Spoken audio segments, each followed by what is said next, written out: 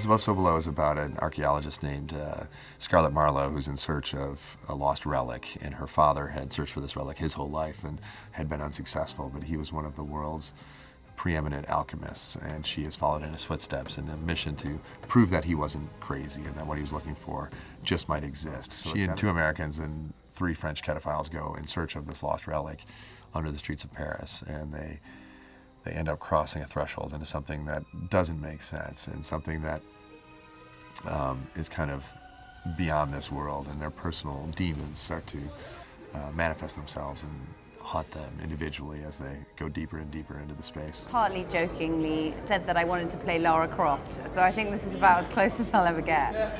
I.e. with the action and the adventuring and the sort of kind of like a female Indiana Jones. Incredibly driven by her want to sort of rectify people's thoughts on her father. Everyone assumed her father was mad for being an alchemist and for believing that this magical stone existed.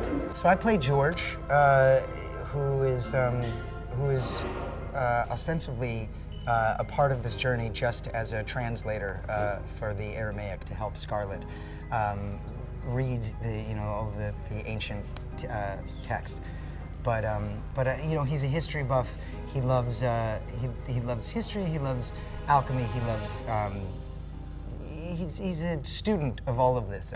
He's the documentary filmmaker, so a lot of the times I'm behind the screen in the movie, which is weird. So you don't see me a lot, but he's very much a focal point of what's going on. He's the one who's capturing everything. He's capturing all the events and all the catastrophes that are going on.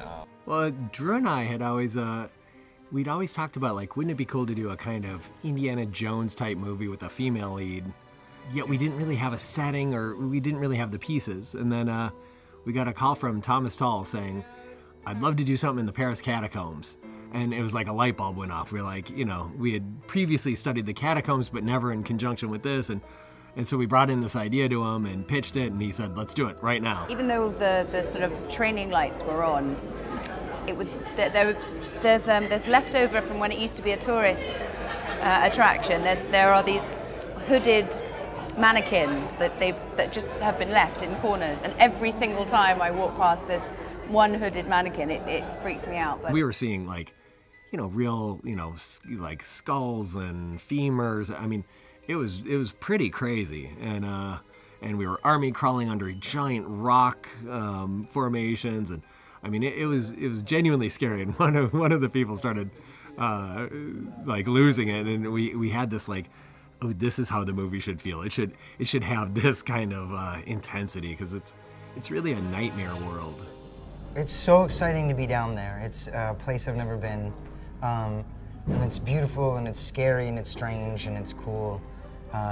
It's not the most comfortable thing in the world, but it beats being on a stage, because it's easy to get into the realism, we're really down in ancient caves. We're surrounded by, spiders and bones and old rock, and it's a lot of fun. It's really cool. This movie was intended to be, a bit of a personalized experience for each one of the characters in the movie, but in doing so, we'd like audience members to kind of have that personal connection to it as well.